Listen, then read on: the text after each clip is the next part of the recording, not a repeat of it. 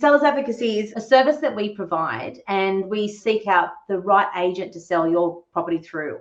And it could be that you're time poor, you don't want to interview agents, but you do want to know how successful they are, what their rating is, how many properties have they sold, what was their marketing expense. We do fine tune that for our clients, and we do interview like the top 3 to 5 agents in a particular area. So if you're based in Sydney, but you're selling an investment property in Adelaide, you may not be on the ground and you don't know what to look out for. We provide that service as well. You're listening to the She Renovates podcast. You're listening to She Renovates, the podcast for women who want to renovate to create an income and a life they love.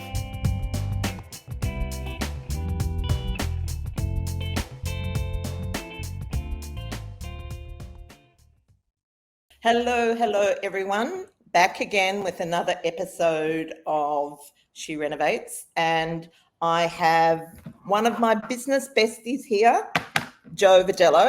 So we're sort of on the countdown to She Renovates 2023, and Jo is one of our sponsors, and she's part of our incredibly valuable Brains Trust. And I just wanted to, I guess, I'm sure you would have heard Jo on the podcast before, but when we have speakers come in, I like you to have some sense of who they are before we actually get to the event. And so welcome, Jo. Oh, it's such a pleasure to be here. I always love not only speaking to you, Bernadette, but I love your community. It's just such an awesome, spirited community, and renovating is definitely something that I always just, it sounds like a big property nerd comment to make, but I'm always constantly inspired by what people achieve. So it's always fun to be part of your community. Well, thank you, and we love having you. So do you want to firstly just give us the abridged version of what you do and the value you bring to your clients? The elevator pitch, per se. Yeah. But I was trying to be a bit more sophisticated and now I asked it. Yeah, so I'm a professional property buyer. So I support clients that are from first-time buyers to really experienced investors, people who are looking for their own home, time-poor individuals, people who just know they need to outsource some of the, I guess, as you mentioned earlier, brains element to it, buying property. So we support people through the full gamut of doing the search, the due diligence, the negotiations, and being there throughout the entire process, right down to potentially just attending an auction on their behalf. So it's a little bit of a bespoke service that we do provide people. And I love helping educate people along the way. So some of our clients have used our services 2-3 times, and along the way they've learned, and now they're flying free. And every now and then they give me a little bit of update on what they're doing, and it's really, it's a nice feeling. Yeah, that's awesome. And something else that you do that doesn't often get talked about, but I feel that we should talk about it more often, because I do find even some of our Wonder Women sometimes omit this little step, and I think it's really critical, is the sellers advocacy. Yes, yeah. And that's, and sellers advocacy is, you're right. I do probably omit that, but it's a service that we provide, and we seek out the right agent to sell your property through. And, it could be that, you're time poor, you don't want to interview agents, but you do want to know how successful they are, what their rating is, how many properties have they sold, what was their marketing expense. And there's a lot of the time trying to, get all that information and talk to people. So we do fine tune that for our clients, and we do interview like the top 3 to 5 agents in a particular area. So if you're based in Sydney, but you're selling an investment property, in Adelaide, you may not be on the ground and you don't know what to look out for. We provide that service as well. Yeah.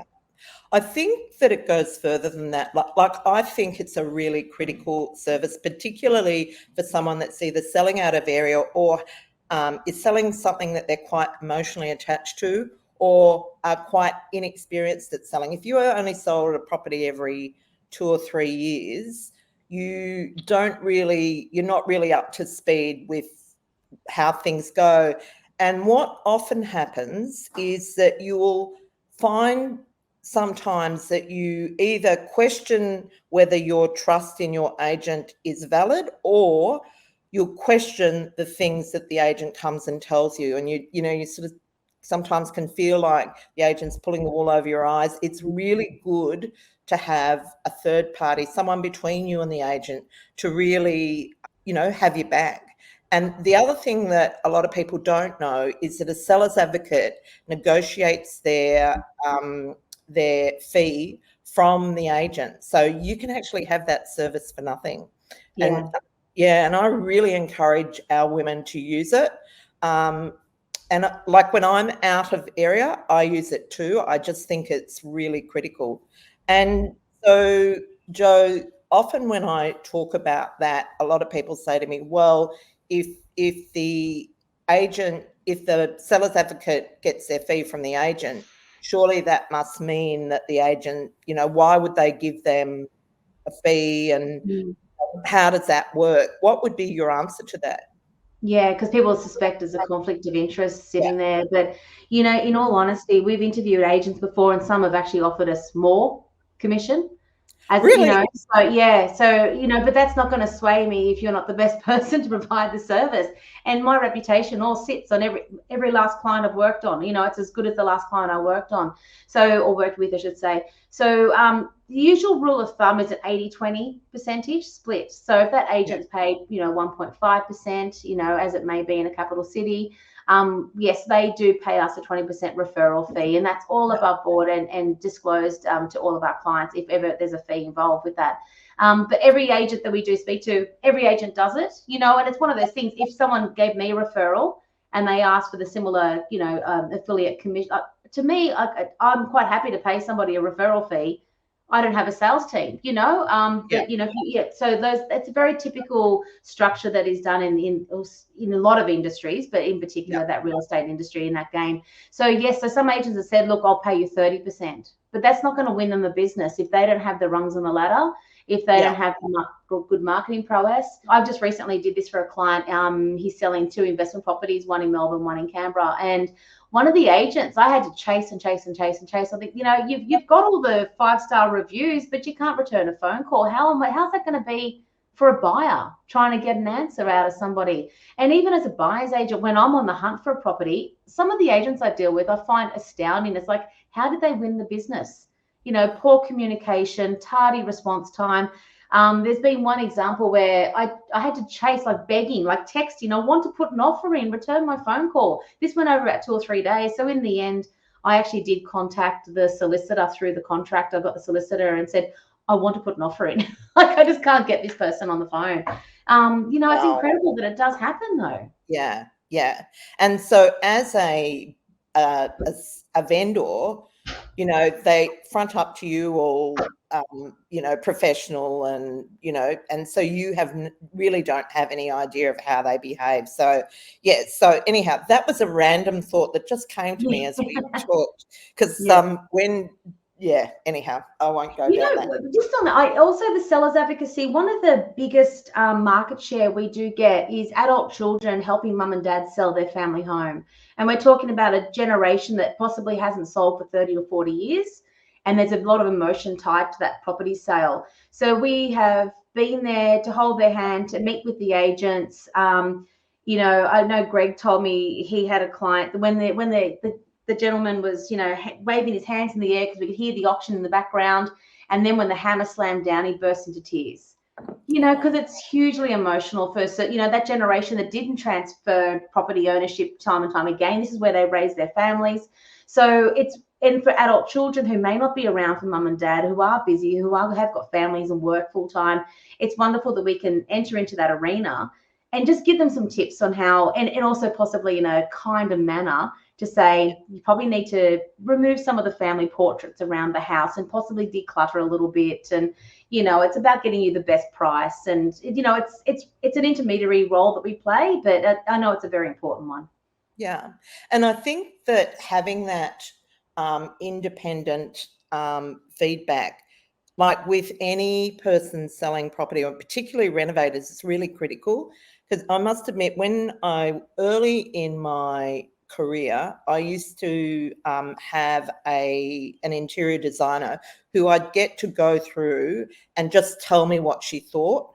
And the reason I did that is because I knew everyone I asked, my friends, would say it's fantastic. But she had a critical eye and she was willing to be unpopular.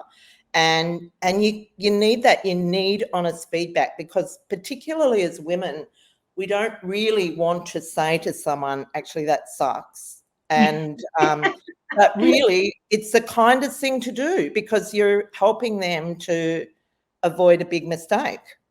Yeah, it's hard to take feedback on your own home too. Like it's, that's a really ugly piece of artwork. You may not want it there, or, this front room that you love, all I can see is the traffic outside. We need to, move the, get this area staged, things like that. But there's ways of telling people about it, and you do need that blunt feedback, or, it's ways of doing it. But it is definitely part of my role that I have to do that. And sometimes it's a little bit of a hard conversation. I can imagine that. Like, I'd be quite good at it, because apparently I am blunt. I find that really hard to believe, but you do have a much kinder nature. It's all in the narrative. That's all it is. The message is the same at the end of the day. Exactly. Yeah. So what I thought we would talk about today, now that we've got the intro out of the way, is what you look for when you're looking for a project for renovators. So let's say, one of our women has come to you and said, I would like you to buy my project. What information do you need from them? And then what criteria do you use for finding a property? And maybe give us an example. Yeah, of course. So as a buyer's agent, it's really important before I start working with someone that they have got a pre-approval, or that pre-approval is, within, a handful of business days imminent. They know what the number is. I like to understand where they're looking to buy. So that obviously that's kind of important, the sort of property they're looking for. But when I work with a renovator, I really want to understand their skill set, because some people are sometimes overly ambitious about their time and their skill set and what they can do, or how much they can achieve with their budget. So my questions are, what is your purchase price budget? And how much money do you have thereafter potentially to actually do the work, to implement the work? Now, if they say to me, I've got $30,000, I know that's going to restrict how much we can, what I'm buying, and how much they can actually do to that property itself. So I take into consideration also their stage of life, because if they're working full time and they've got school age kids and they live an hour and a half away from the project, it's really I'll have to tell them some pretty hard, like just saying, you've got to have some really hard conversations with people. If you do this on a weekend, this is just a weekend project. It's going to take you 18 months. Is it really worth it? You're better off spending X and doing less. And then, so I have to have a lot of those really upfront conversations with people before I start working with them. So working with renovators, I don't want to put people too much into a big structural overload of work. It's for me, I find it easier if we look at ease of cosmetic upgrades, if it's light switches and lights and, painting and, adding a deck at the back and things like that.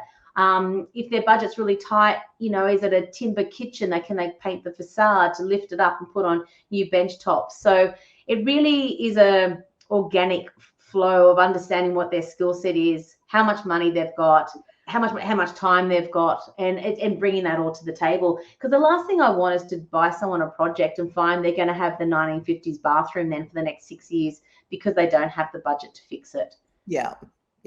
So, and if someone, and I have actually had this conversation, if people are too ambitious, I'm just like, I can't deliver that for you. Like the reality of, what you're asking me to do, it's not achievable. Like what happens on the block is a TV program, and you're not going to make $700,000 at auction necessarily. Like you need to be really realistic about this, and people forget to time in their time. They really forget to have that as a factor. And I had this conversation with a client recently who did buy 2 and a bit hours out of his home area. He's a tradie himself. And part of his criteria was like, I want to be within a drivable distance. So if it needed work, I could do the work. But it's like, but that's 4 to 5 hours round trip for you to do something that you could pay someone $120 to do. Like that's your time. That's a day out of your weekend or a day off the tools of your own business. For what? So you get the $120 job, but you've just missed out on the $800 job around the corner. So, again, it's being really honest with my clients and telling them, it's better to outsource it. I mean, sure, if it's an enormous job and you've got the skill set, by all means, go and do it. But really make those concentrated considerations and what's the right decision and what's a false economy decision as well. And you mentioned, like, just recently we did purchase a property for a client, and it's a bit of a 2-in-1 deal where it had a beautiful granny flat at the backyard, the best one I've ever seen. Best one. It was Really? finished in August.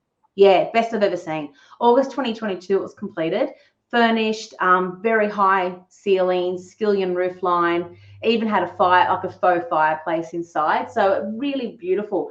The deck was also off the granny flat, was almost the same footprint as the interior of the granny flat. So it really felt spacious, beautiful. Then we cut to the house and here we have your 1992 brown brick, 3-bedroom, 1-bathroom, cliche property, tiled kitchen, great location, really good location, but the front house is a bit, daggy. So we are actually in this conversation right now, and he's, sharing with me their concepts and their thoughts about, here's the spreadsheet. This is what we're thinking of doing. There is a few things that have to be done because of the age of the property, bit of wear and tear. Each bedroom's got its own special feature wall. This, here's the purple one. Here's the dark blue one. That's very 90s. Yeah, very much so. So, for them, it's about, and I've had this conversation, how about you just paint everything inside white, take it back to the kitchen's functional at the moment. Maybe that's all you need to do is actually do. And the other consideration for them, one is the yard is really overgrown, but beautiful. But that's a really heavy elbow grease and a skip bin kind of workload there, but a weekend's workload. And then do you paint the facade? Because honestly, if that's what they want to do, because it will detract from the glory of the granny flat at the rear, because that's an investment property. It's one of those areas, a white house, it's coastal, it will look nice and it will lift the game a lot from that curb appeal as well. Or do you just leave it as is and save that dollar for when you want to put it back on the market? So we're just in that balancing of the do we, don't we right now, what's critical. And then that other one comes up where, how about you just do the part of the house that you can actually see from the street? You don't have to paint the back. Maybe it is just making it look a little bit more, sexy from the front. And, it's talking to my clients around that and their budget and what's critical. That can be rented as is. However, it'd be more appealing if you just did make everything a bit more neutral interior. Absolutely. And I also think that if you leave it really ugly, you'll get ugly tenants. Yeah. Ugly behaviour. I agree. You want someone that takes pride in their surroundings. Yeah. Yeah. Awesome. And Yeah, so the next thing I want to ask you is, how are your projects going? They're started. So I've got the Sydney project where I'm building the Taj Mahal, and it started on Monday of this week. So I went over there today. Really? Only Monday. It was meant to be September 28th. In actual fact, it was probably meant to be 2021, but here we are. September 28th was meant to be the start date, and I was very excited to see people on site this Monday. I just went there this morning, and yes, there's people doing things. There's a porta potty on site. You're like, yay, people, humans, things are happening. It's very, very exciting to see activity. However, they are cutting rock, and with that comes some hefty extra charges, I suspect. Did you know that? Did you know that before you started? Did you? Yeah, there's an allocation. There is an allocation for it, but there's all those variations that I've been told to brace myself for. And you have to. When you're building, you just have to have a contingency plan. When you're renovating, you need to have that kitty. It's the best laid plans could fall apart because you have a leak and you don't know, and you leave the property for 2 days and come back and find you need to do the flooring. So, all these things happen. So, yes, we've got the kitty sitting there for it, but it's sad to see it sunk in rock as opposed to decking around my pool. Yeah. So that's Sydney. And then I've got a dual key property in the Brisbane market that should be wrapped up in the next month. So I'm very excited to see that one come to fruition too. And is that the co-living one? Yeah, one part of it will be co-living and the other half I'm going to have a permanent tenant. Awesome. So, yeah, no, it's very good. So today I've done my due diligence in terms of the other costs that people forget to factor in. So I've found out what my depreciation report's going to cost me. I've got a group lined up that come in and do the handover inspections. I'm paying a premium for that, but the builder will come back and fix the bits. So you want to make sure you don't miss it. They look at the top of the door. Is the top of the door being painted? Is there, is every doorknob, tight? Is it all the tiles have been grouted? All these things that, they go over it like a fine tooth comb. So, it's an expense that you must factor in and have to do if you're doing that whole buying and selling of, new builds. That's my husband's speciality. He actually drives me nuts because when we finish a project, he will go through it with a fine-tooth comb. And to me, it's finished, and he'll come with this list a mile long. All these things have to be done. Oh my gosh. Anyhow, good outcome in the end. Yeah. It's when you're a good team, you're the macro, he's the micro. Exactly. Yeah, that seems to work quite well. Sometimes it leads to some conflict, but we've been married for nearly 40 years, so I think we must be over the bumps. Yeah, I'd say so. I think we've done a pretty good job of this. How's Greg and the kids? The families are going really well and all thriving. So thank you for asking. You are very welcome. Yeah, awesome. Life's good. Life's good. Yeah. Thanks for coming on today. Fantastic. Thank you, Bernadette. This is the She Renovates podcast. To discover how to harness the power of renovating, check out theschoolofrenovating.com.